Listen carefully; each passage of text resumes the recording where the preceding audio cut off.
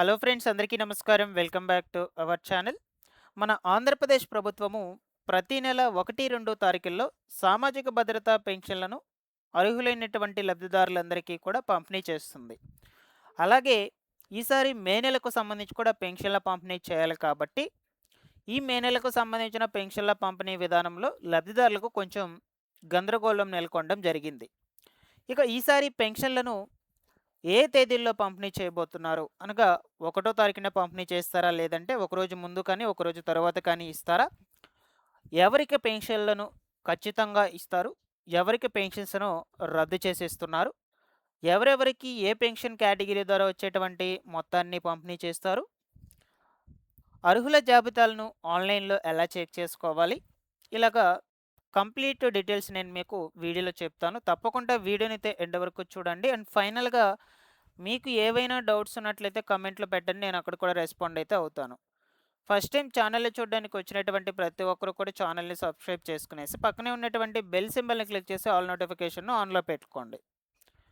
రెగ్యులర్‌గా వచ్చేటువంటి వీడియోస్ మీరు చూడొచ్చనమాట.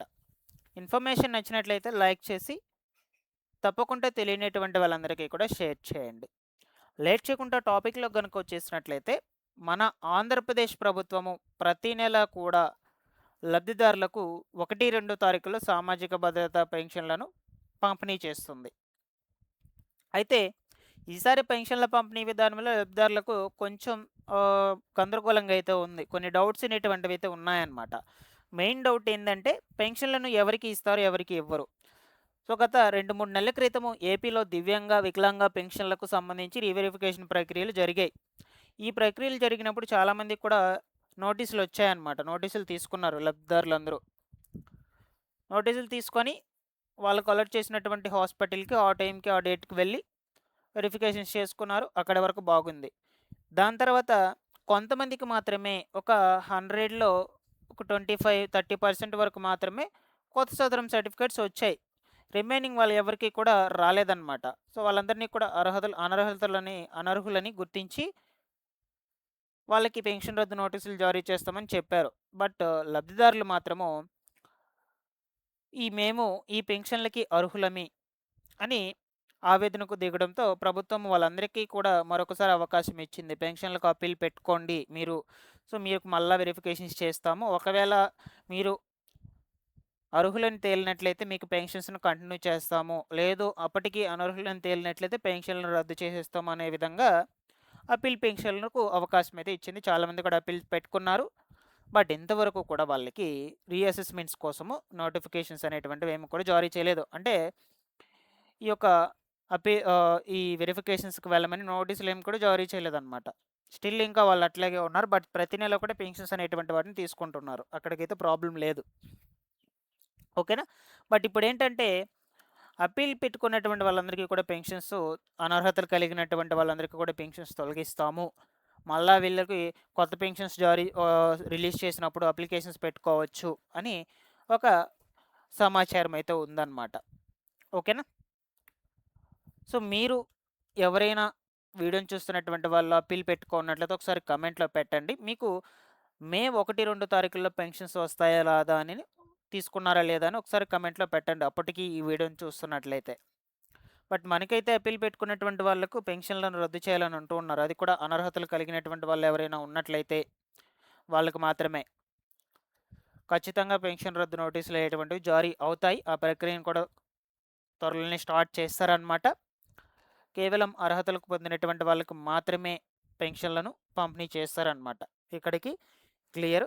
అలాగే సదరం సర్టిఫికేట్ అనేది ఇంకా జారీ కానటువంటి వాళ్ళకు సంబంధించి పెన్షన్‌లు ఇస్తారా అంటే, వెరిఫికేషన్స్ వెళ్ళి కూడా సదరం సర్టిఫికేట్ రానటువంటి వాళ్ళకి మాత్రం వస్తాయి. అది కూడా పాత సదరం సర్టిఫికేట్‌ని బేస్ చేసుకొని. ఇటువంటి వాళ్ళు ఎవరు కూడా టెన్షన్ పడాల్సిన అవసరం లేదు. ఎందుకంటే మీకు అర్హత ఉంది. బట్ సదరమే రాలేదు మీకు. అందువల్ల. ఇక ఈ మే నెలకు సంబంధించిన పెన్షన్‌లను ఏ తేదీల్లో పంపిణీ చేస్తారు ఈసారి అంటే, జనరల్‌గా 1 తారీఖున సెలవనుకోండి. ఒకరోజు ముందు కానీ, ఒకరోజు తర్వాత కానీ పంపిణీ చేస్తారు. లేదు 2 తారీఖున సెలవనుకోండి. దాని తర్వాత రోజు పంపిణీ చేస్తారు. సో, లేదు 1, 2 తారీఖుల్లో ఎటువంటి సెలవు కనుక లేనట్లయితే గవర్నమెంట్ హాలిడే లేనట్లయితే సచివాలయం అధికారులకు మాక్సిమం ఆ రెండో తారీఖుల్లోనే పంపిణీ చేస్తారు. 1, 2 తారీఖుల్లో. ఈసారి ఒకటో తారీఖు నుంచే పంపిణీ మొదలవుతుంది పెన్షన్ల పంపిణీ. ఆ 2 రోజులు హాలిడే కూడా లేదు. ఆ రోజు ఉదయం 7 గంటల నుంచి గ్రామ వార్డు సచివాలయం అధికారులు మీ ఇంటి దగ్గరికి వచ్చి పెన్షన్లను పంపిణీ చేస్తారు.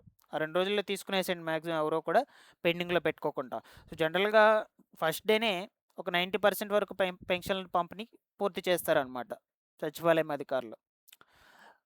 మిగిలి ఉంటాయి కదా అరకొర వాటన్నిటిని కూడా మంగళవారం నాడు పంపిణీ చేస్తారనమాట.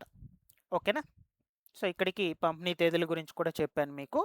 ఇక పెన్షన్‌లకు సంబంధించి ఎవరెవరికి ఏ కేటగిరీ ద్వారా వచ్చేటువంటి డబ్బులిస్తారంటే, ఏప్రిల్ నెలలో మీరు ఎంత పెన్షన్ మొత్తం తీసుకున్నారో, అంత మొత్తం మాత్రమే మీకు మే నెలకు సంబంధించి కూడా వస్తాయండి. ఒకవేళ మీకు పర్సెంటేజ్ ఇంక్రీజ్ అయ్యిండు సదరంలో కొత్త పెన్షన్‌లకు అప్లై చేసుకుంటేనే కదా వస్తాయి. సో, కొత్త పెన్షన్‌లకి ఇంకా మనకు అప్లికేషన్స్ రిలీజ్ కాలేదు మీకు పర్సెంటేజ్ ఎక్కువ ఉన్నప్పటికీ కూడా. కాబట్టి ఏప్రిల్ నెలలో మీరు ఎంతైతే తీసుకొని ఉంటారో అంత పెన్షన్ మాత్రమే వస్తాయి. ఒకవేళ మీకు పర్సెంటేజ్ ఇంక్రీజ్ అయ్యుండి కొత్తగా రిలీజ్ చేసినటువంటి అప్లికేషన్ రిలీజ్ చేసినప్పుడు కొత్తగా అప్లై చేసుకుంటే అప్పుడు మీకు అమౌంట్స్ అనేటువంటివి మారుతాయన్నమాట. ఓకేనా? మరి చాలామంది కూడా కొత్త పెన్షన్‌లకు సంబంధించి అప్లికేషన్స్ కోసం వెయిట్ చేస్తూ ఉన్నారు. నేను మీకు ఖచ్చితంగా ఇన్ఫార్మ్ అయితే చేస్తూ ఉంటాను ఎప్పటికప్పుడు. ప్రెజెంట్ అయితే ఎటువంటి సమాచారం కూడా లేదు కొత్త పెన్షన్‌లకు సంబంధించి. చాలా అంటే చాలా మంది కూడా వెయిట్ చేస్తున్నారు మన ఏపీ రాష్ట్ర వ్యాప్తంగా. సో, ఫైనల్‌గా ఇలా అయితే ఉన్నాయి. మే నెలకు సంబంధించిన పెన్షన్ల పంపిణీ సమాచారం అనేది. మీకు డౌట్స్ ఉన్న కమెంట్‌లో అడగండి. నేను రెస్పాండ్ అవుతాను. Thanks for watching this one guy's.